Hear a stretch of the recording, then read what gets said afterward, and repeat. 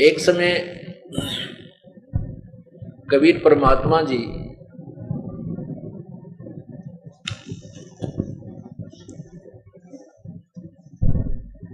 किसी भक्त के यहाँ सत्संग, वहां काशी में बनारस में सत्संग किया करते थे। तो वहां एक दामोदर नाम के एक सेठ रहते थे काशी बनारस में। बहुत बड़े सेठ थे, उनके अपने जहाज थे और जहाज के माध्यम से वो दरियाओं के अंदर, बड़ी बड़ी दरियाओं नदियों के अंदर से जहाज ले जाता था और दूसरे जो है ना प्रदेशों में जाकर के व्यापार बिजनेस किया करता था।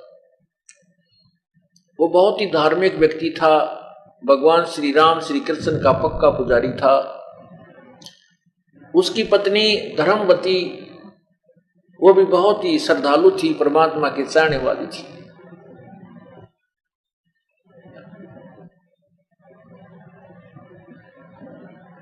उसको कुछ शारीरिक तकलीफ भी रहती थी और वैसे परमात्मा की चाह उसमें अत्यधिक थी। एक दिन परमात्मा ने कृपा की कि वहां एक उस दामोदर सेठ के घर के आसपास ही सत्संग किया। अब वो धर्मवती भी सत्संग सुनने के लिए आ गई। सत्संग के अंदर परमात्मा ने यही तत्व ज्ञान सुनाया।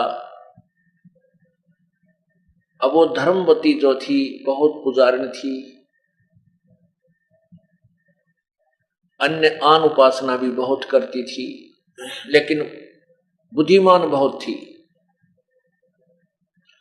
परमात्मा ने पूरा ज्ञान समझाया कि ब्रह्मा विष्णु महेश की पूजा जो की जाती है, इन पूजाओं से मोक्ष नहीं होता।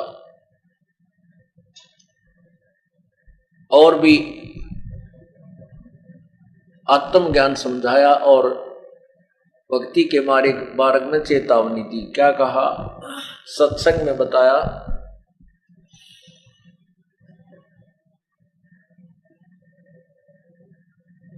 भाई और बात तेरे काम न आवे, संतों शरण लाग रे, के सोए गफलत में बंदे, जाग जाग नर जाग रे, जाग जाग नर जाग रे। और बात तेरे काम न आवे, संतों शरण लाग रे, के सोए गफलत में बंदे, जाग जाग नर जाग रे, जाग जाग नर जाग रे। इस तन सराय में जीव मुसाफिर, ये करता रहे दिमाग रे। इस तन सरा में जीव मुसाफिर, करता रहे दिमाग रे।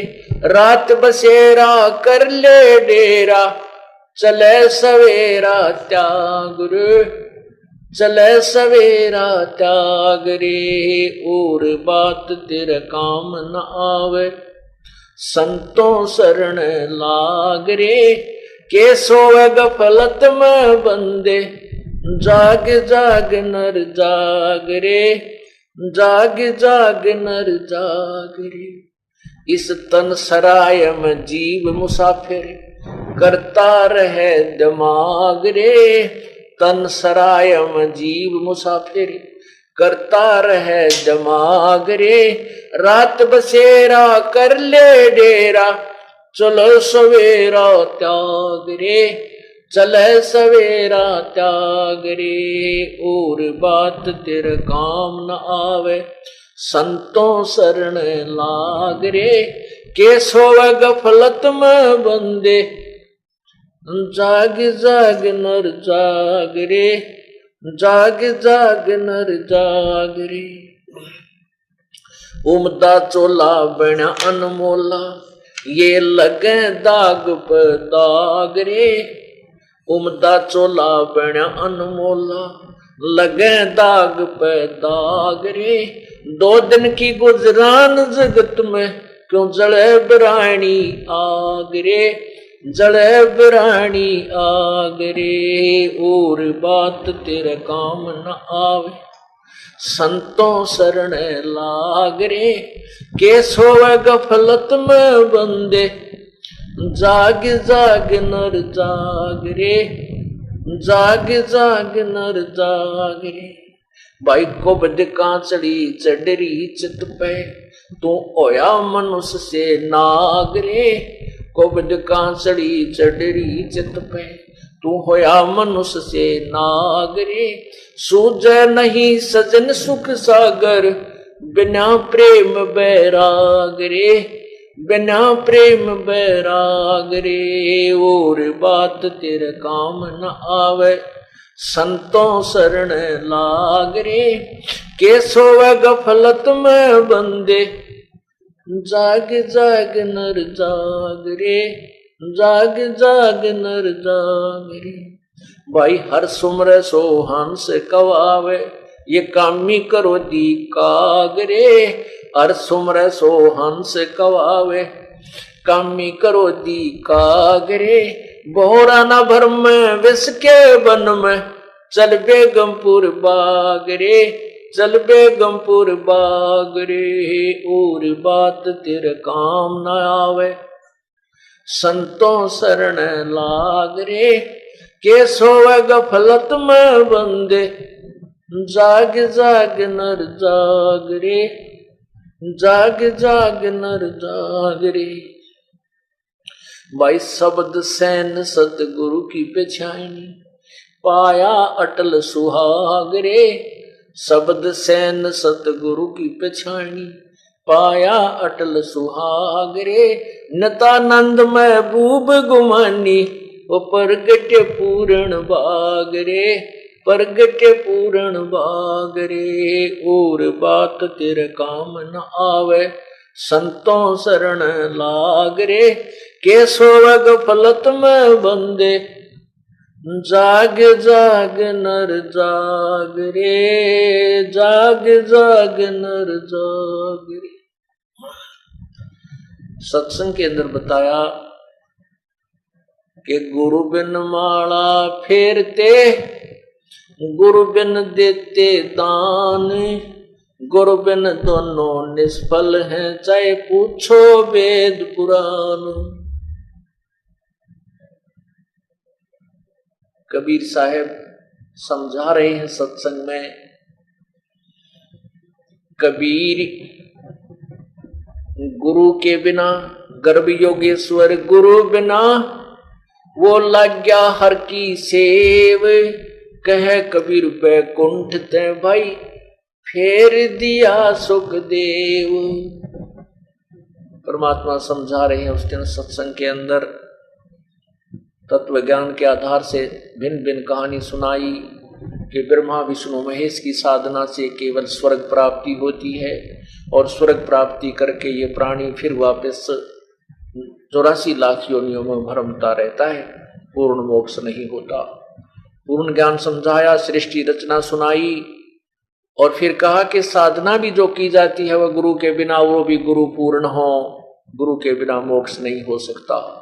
गुरु बिन वेद पढ़े जो प्राणी, समझे न सार रहे अज्ञानी।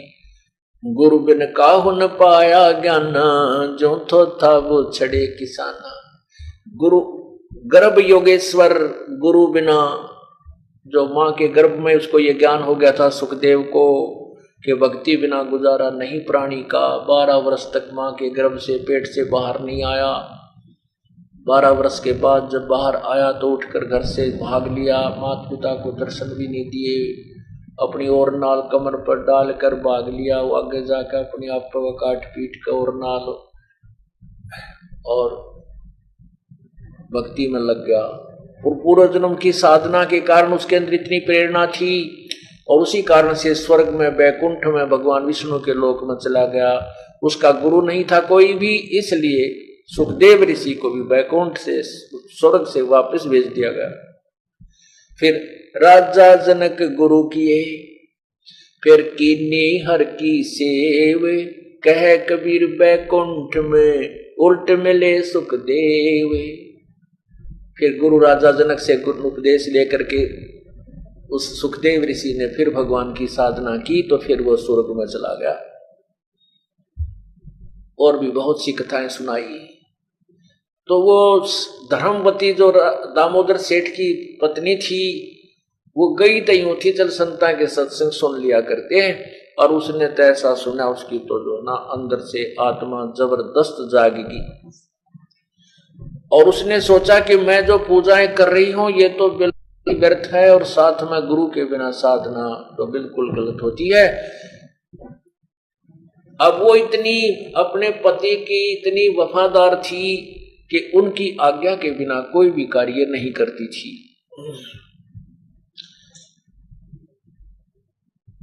अब उसको धर्मवती को यह तड़फ लागी कि आज क्या करूं। परमात्मा ये भी साथ में कह रहे थे, आज कर काल करे सो आज करे, आज करे सो अब, भाई पल में प्रलय हो जागी, फिर करांगे कब। क्या बेरा है सांस का, इस श्वास का क्या पता कै दिन का ये कब यहां से चला जाए, ये प्राणी और सब साजबाज रखा रह जाए। नहीं भरोसा देही का ये बिन सजावे छनमाही, भाई श्वास उश्वास में नाम जपो और जितन का सुनाई। कहने का भाव ये है कि उस धर्मवती को इतनी प्रेरणा होगी, ये भगवान नाम तो लेना चाहिए, ऐसे गुरु इतना बढ़िया ज्ञान बताने वाले कब कब मिले।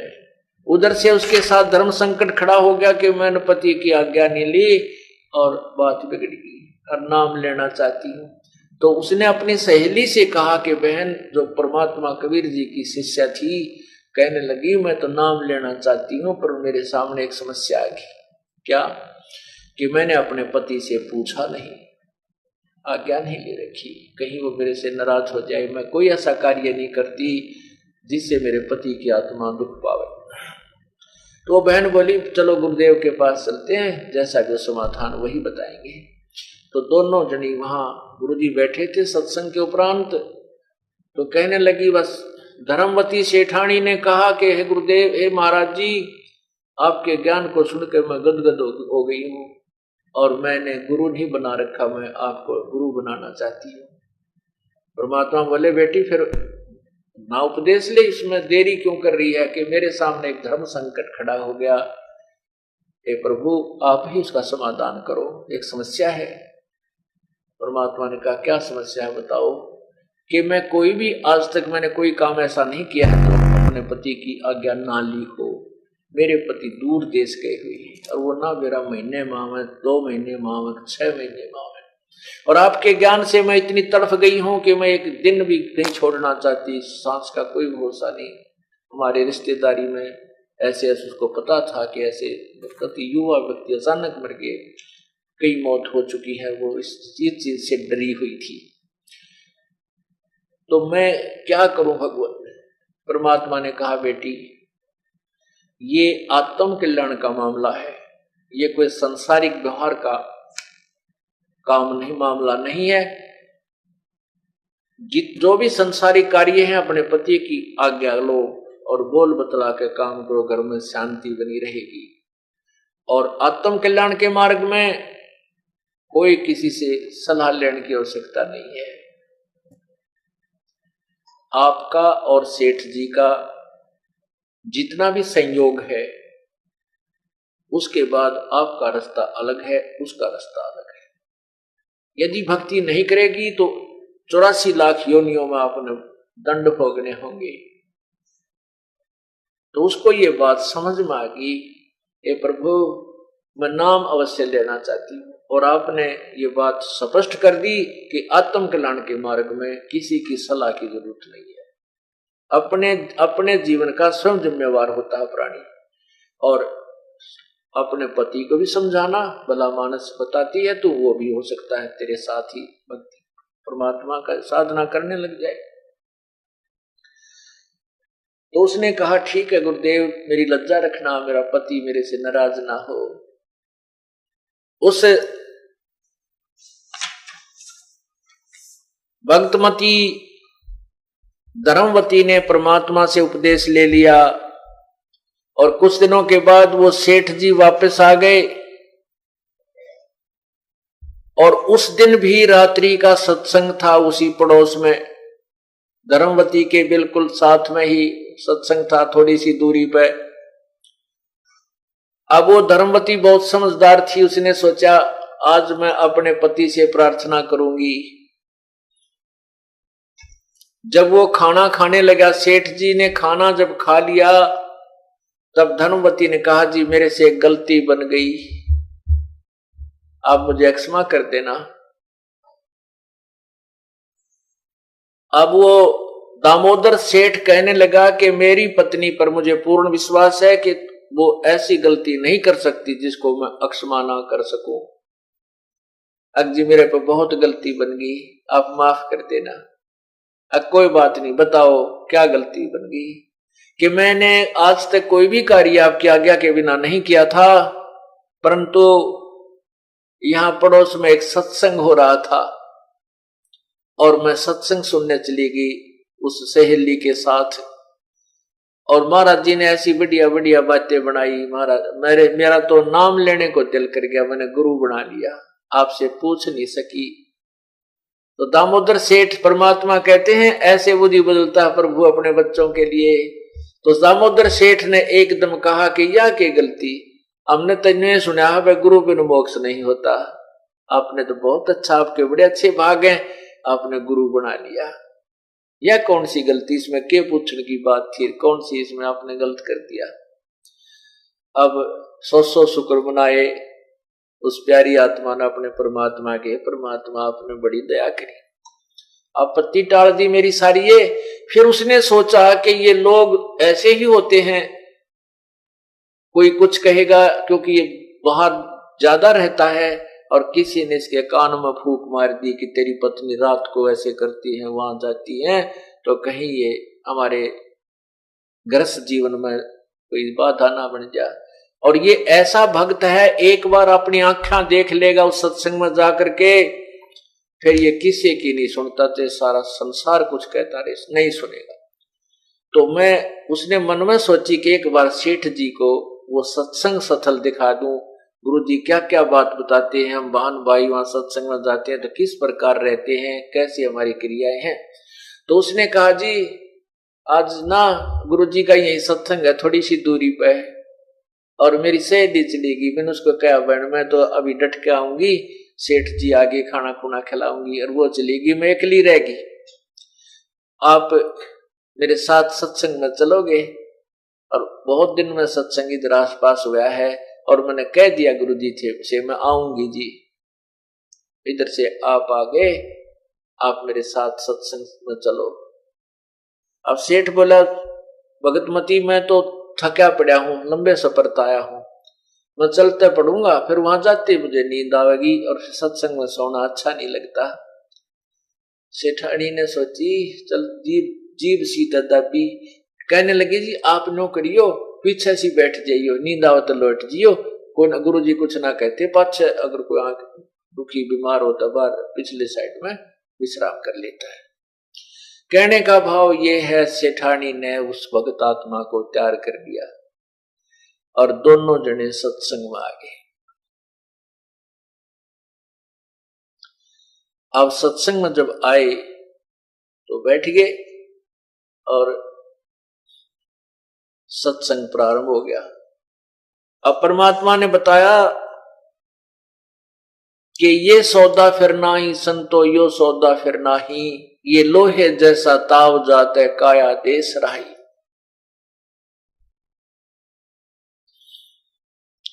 तीन लोक और भवन चतुर्दश सब जग सौदे आही, और दुगने तिगने किए चौगने किन्हों मूल गवाही।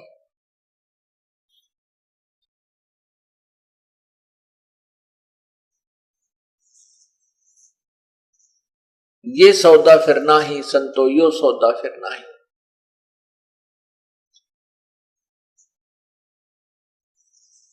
फिर क्या बताते हैं कि ये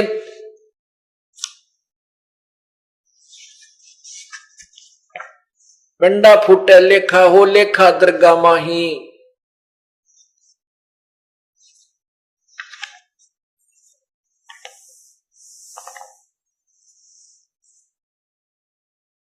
कहते हैं उस दरगाह में मार पड़ेगी त्रियम पकड़ेंगे बाही, वह दिन की मोह डरनी लागे लज्जा रैक नाही।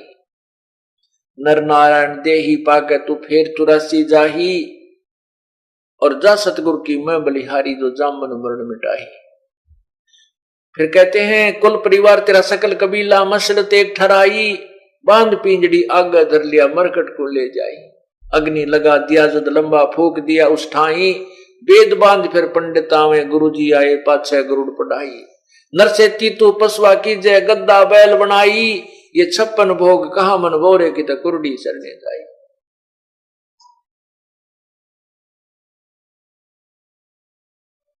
और जय सतगुरु की कहते हैं बहुत श्राद्ध खान को प्रेत सला पे जा बराजे पितरों पिंड भराई, और बहुत श्राद्ध खान को आए फिर काग वे कलमाई।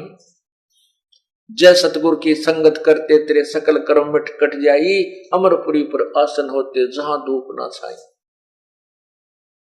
पूर्ण परमात्मा ने सत्संग में ऐसे वचन कहे कि भाई अब तो हम आलस भी कर जाते हैं, भक्ति में भी आलस कर जाते हैं, और जब हम पशु बैल पक्षी बन जाएंगे, बैल बन गए, तो कोई आलस नहीं करने देगा। और फिर क्या आहार होगा पशु बनने के उपरांत?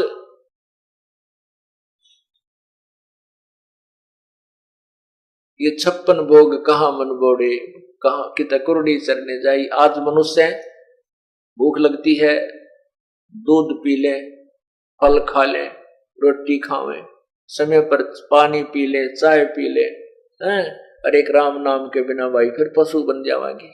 और पशु बनने के बाद फिर बैल बन जाएंगे, नाक में नाथ गल जाएगी, और किसान के हाथ में डोर आ जाएगी। खेत में काम कर रहा होगा, वहां हरी हरी घास तेरा चारा होगा, तू चर नहीं सकेगा, खा नहीं सकेगा, तेरे मुंह में जुबान नहीं रहेगी, तू बोल के बता नहीं सकता प्यास लगी है या भूख लगी है, कि पेट में दर्द है या कोई सिर में दर्द है।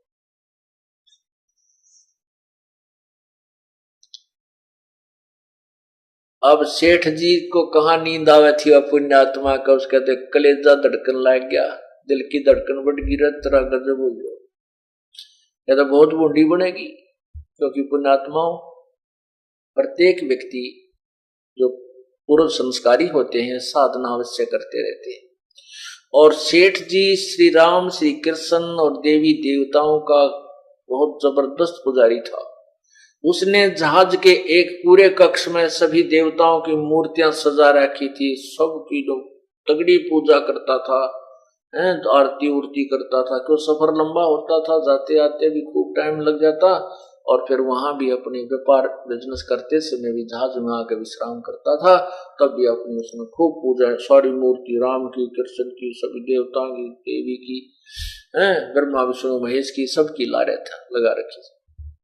फिर परमात्मा ने यह भी बताया कि भाई गुरु सतगुरु की पूजा जब करे तो आन उपासना नहीं करनी होती। गुरु के वचन पर जो डट जाता उसको मोक्ष होता है। गुरु जी जो साधना बताते हैं सतगुरु वही करनी चाहिए, और गुरु के बिना मुक्ति नहीं होती। गुरु बिन माला फेरते, गुरु बिन देते दान, गुरु बिन दोनों निष्फल हैं से कुछ हो वेद पुराण। अब सेठ जी कहा तो थका हुआ था, सेठानी उसकी तरफ देख रही थी, उसको मालूम था कि ये इतनी पुण्यात्मा का आदमी है, ये एक बार गुरु जी के वचन सुन लेगा, ये मेरे से भी 21 भक्ति करेगा, क्योंकि वो सत्संग परमात्मा के सुन चुकी थी। और उसको सेठ जी के स्वभाव का भी पता था कि बहुत निर्मल आत्मा है, ये तो और शीघ्र ग्रहण करेगा। अब सत्संग समापन हुआ। उस देवी से, अपनी पत्नी से उसने कहा, दामोदर सेठ ने कहा, भगतमती मैं तो नाम लूंगा। वह बोली जी एक आधा सत्संग और सुन जोग ना, बस सुन लिया मैंने जो सुनना था, मैं तो नाम लूंगा। गुरु जी से पूछ ले मुझे उपदेश दे देंगे। तो वो कहने लगी जी मैं पता करती हूँ, इनकी मौज है, आज्ञा मौत हो जाते दे भी देंगे, पता कर लेती, अब पूछ ले बस, मत नाम लूंगा। कहते एक के चोट से धारिया जिन मिलन दाचा, एक के बात बतेरी, जिसने भगवान की इच्छा होती है, जो परमात्मा चाहते वो बकवाद नहीं, घड़ी नहीं घड़ते, अपना कल्याण करवाने की तरफ तुरंत मुड़ जाते हैं। तो सेठानी जाकर भगतमती जाकर बोली, धर्मवती के हे गुरुदेव, आज आपका बच्चा भी आया है, मेरे पति दी आए हैं। हे भगवान, आपने बड़ी सुनी, मैंने तो डरती डरती ने कहा था कि मैंने उपदेश ले लिया, आप नाराज तो नहीं हो जाओगे। ये भगवान इतना सुथरा बोला, गुरुदेव आपकी कृपा से। ने बोला बहुत अच्छा किया, गुरु तो भाग्य बनाते हैं और गुरु बिन मोक्ष नहीं बताते, आपके तो बड़े अच्छे भाग हैं। और आज मैं उसको इनको इसलिए लाई थी कि आपके वचन सुनते ही बात न मान सकता है, और नहीं तो कम से कम अपनी आंखों में देख लेगा कि लोगों की बातों में ना होगा कि बकवादी लोग पता नहीं क्या क्या कह देते हैं, रात तेरी औरत बाहर जाती है तेरे पीछे हैं, और कहीं इसके मन में कच्चापन ना आ जाए। गुरुदेव लाई तो मैं न्यू थी विशेष कर इसको कि अपनी आंखों देख लेगा वहां की व्यवस्था को, फिर ये संसार की नहीं मानता से धरती इधर से उधर हो जाए, ये नहीं सुनेगा किसी की, जब आंखें वहां की व्यवस्था देख लेगा। तो लाई तो मैं न्यू थी, परंतु आपकी बात इसके समझ में आ गई। प्रभु उपदेश लेने की कह रहा है, आपकी आज्ञा हो तो बुलाऊं अगला बेटी। और सत्संग इसीलिए किया जा रहा है कि ये प्राणी परमात्मा से जुड़े। तो सेठ जी को वो लड़की बुला ले कि आ जाओ, होगी रजा आप पे। सेठ जी ने जाते दंडवत प्रणाम किया। परमात्मा ने समझा कि दामोदर सेठ जब भक्ति गुरुदेव की भक्ति करते हैं तो एक एक वचन का पालन करना पड़ता है, तभी आपकी जो है ना भक्ति सफल होती है। कहा जी आप जैसे कहोगे गुरुदेव, मैं वैसे ही करेगा आपका दास। भाई और जो भी मूर्तियां हैं, जो भी तू साधना करता है वो त्यागनी पड़ेंगी आपने, क्योंकि जिस वैद्य से आप दवाई ले रहे हो या कोई वैसे अपने आप से गोलियां दवाई खा रहे हो, तो वो गोलियां वो दवाई त्यागनी होती है जब दूसरे वैद्य से दवाई ली जाती है। हम जो साधना बताएं ये वही करना, वो पहले वाली ना, दूसरी मत करना, नहीं तो रिएक्शन भी हो जाती है। कहने लगा जी जो आप कहोगे वही करूंगा गुरुदेव, जो आप कहोगे वही। कि भाई वो सब जो आपके पास जो मूर्तियां हैं वो हटा देना, केवल परमात्मा की अपने गुरुदेव की मूर्ति ही घर पे रखनी चाहिए। सारा कुछ समझा दिया। और ये और पूजाएं जो करते हो ये नहीं करनी। दामोदर सेठ बोला जी आपकी जैसे आपकी आज्ञा वैसे ही करूंगा। अब उसने वहां कबीर परमात्मा का हाथ से बना हुआ चित्र मिल रहा था बाहर, वो ले लिया गुरुदेव का। पहले कारीगर बड़े जबरदस्त हुआ करते, हाथ से जो की तो मूर्ति बना दिया करते थे, और वो बाहर बेच रहे थे। वह मूर्ति ले ली, उपदेश ले लिया, और फिर से सफर के लिए तैयारी कर दी, अपने बिजनेस के लिए, व्यापार के लिए जहाज में चल पड़ा। उसके जहाज में और भी बहुत से व्यापारी लोग, बिजनेसमैन जाते थे, बड़े बड़े सेठ जाते थे। वो किराए पर माल लाते थे, और सेठ जी भी किराए पर अपने जहाज से किराया भी उनसे लेता था। अपना धंधा ऐसे भी करता था और बिजनेस भी करता था। अब जहाज चल पड़ा तो दूसरे सेठ थे जो व्यापारी लोग थे, उन्होंने देखा कि रे दामोदर वो सारी मूर्तियां थी कहां गई। दामोदर सेठ ने क्या किया, जहाज में जाते ही जब जहाज चला तो वो सारी मूर्तियां जितनी भी धर रहा था उठा के और समुद्र में प्रवाह कर दी, जल प्रवाह कर दी, और एक मूर्ति अपने परम पिता की लगा ली, कबीर परमेश्वर की। तो वो दूसरे सेठा ने देखा, लाला जी तो इतना जबरदस्त पुजारी था, इसने पूरे कमरे के चारों तरफ तस्वीरें ला रखी थी, आज एक भी कोई ना, यू एक इस भगत से की मूर्ति लाए बैठे है। तो सेठ दामोदर से उन सेठा ने कहा लाला जी वो नास्तिक हो गया तू। तो दामोदर बोला नहीं नास्तिक क्यों हो गया भाई, मैं भक्ति करता हूं। कि वो सारे भगवान की मूर्तियां कहां गई भाई, मैंने गुरु बना लिया। मैंने गुरु बना लिया, अन्यों क्या करें, गुरु की पूजा में और पूजा नहीं करनी होती। कहने लगे भाई ईसा कौन गुरु बना लिया तने, कि कबीर साहब, कबीर जी, सदगुरु कबीर जी मेरे गुरुदेव हैं। अच्छा भाई, यो कबीर तुझे पार कर देगा? तने यार हनुमान भी छोड़ दिया, शेरा वाली माता की भी वो तस्वीर को नहीं है, राम कृष्ण की भी को नहीं, विष्णु भगवान शिव जी की भी नहीं है, दुर्गा माता की भी कोई ना, लक्ष्मी माता की भी नहीं। मैं बोला भाई हमने तो जो है ना भक्ति करनी है, गुरुदेव ने आदेश दे दिया, जो उन्होंने साधना दी है वही कर रहे हैं। और देख गुरु जी का फोटो रखा और मैं पूजा करता हूँ। तो उसकी खूब हंसी मजाक करने लगे। मैं बोले रत्न तेरे तो फूट गए बाग कति है, तने ऐसे भगवान छोड़ दिए, एक इस जुलाहे के ऊपर आश्रित होकर बैठ गया, तेरा बेड़ा गर्क होगा। ने बोले भाई कोई बात ना, मेरा बेड़ा गर्क होगा चाहे रहो, अब तो सिर धड़की बाजी है, अब तो भक्ति में यह करूंगा, मेरा चाहे बेड़ा पार हो चाहे रह जाओ, पर तुम अपने भगवान पूजो। भाई मैं कहना तुम मना नहीं करता, मेरे सिर में दर्द मत करो, तुम अपना काम करो मैं अपना करो। तो उन्होंने उस दामोदर का नाम कबीर धर लिया, अको आ गया कबीर। उसका कबीर कहने लगे, कबीर आ गया, कबीर आजा कबीर आजा। वो के 20 बेकूफा में एकला ना बोला, अच्छा भाई आ गया, कुछ भी कह लो इस दास को, तुम कबीर कहो चाहे कुछ कहो। और वो खुश हुआ, चलो इनके मुंह तो भगवान का नाम तो निकला है, कि ब्रह्म सद्बुद्धि आ जाए, इनको इसका पुण्य मिल जा, नाराज नहीं हुआ। पुण्यात्मा इससे हमने भी ग्रहण करनी है शिक्षाएं, परमात्मा ने जो लीलाएं की हैं, भक्तों ने जो अपने व्यवहार बदले हैं, ऐसे हम सफल होंगे। तो वो चले गए और फिर वापस आने लगे 2-4 महीनों के बाद। सबके कुछ सेठ तो अपने परिवार को भी साथ ले जाते थे, और सबका वापस आते समय माल लाद रखा उसमें जो उन्होंने कमाई करी थी, कुछ एक के परिवार भी साथ थे। वापस आ रहे थे तो एक रात्रि में इतना भयंकर साइक्लोन आया, तूफान आया कि उस दरिया का जल बहुत, उस दिन वो कुछ दरिया से मैं करके और समुद्र से पार कर रहे थे, समुद्र के कुछ टुकड़े को पार करके उस दूसरे देश में, दूसरे प्रदेश में जाना था। तो समुद्र से जा रहे थे, आ रहे थे वापस। तो उनको एकदम ऐसा साइक्लोन, इतना जबरदस्त, एक तो समुद्री वो तूफान आता है, वो समुद्री तूफान 40 फुट ऊंचा पानी उठकर चल पड़ता है, और ऐसे ऐसे खूब। तो वो शाम का समय था, और उधर से देखा कि वो साइक्लोन खड़ा हो गया है, अब जहाज के बचने की कोई आशा नहीं रही। और पता था कि घंटे 2 घंटे में 3 घंटे में ये समुद्री तूफान हमारे तक पहुंच जाएगा, रात हम गए।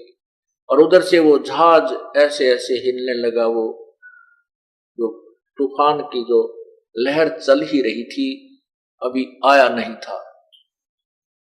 अब सब कांपने लग गए और अपने अपने भगवानों को याद कर रहे हैं।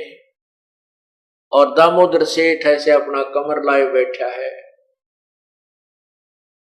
वो कोई क्रिया नहीं कर रहा है। जब देखा कि बात कति बिगड़ने वाली है और जहाज डूबेगा, आज नहीं बच सकते, तब सभी सेठों ने कहा, उन यात्रियों ने कहा कि दामोदर, उनमें से एक सियाना भगत था, सेठ था, वो कहने लगा भाई इन्हों क्या करें, भगवान गुरु के भगत की गणी सुना करे, और गुरु भगत जो दामोदर है इससे कहो ये भी अपने गुरुदेव ने याद कर ले।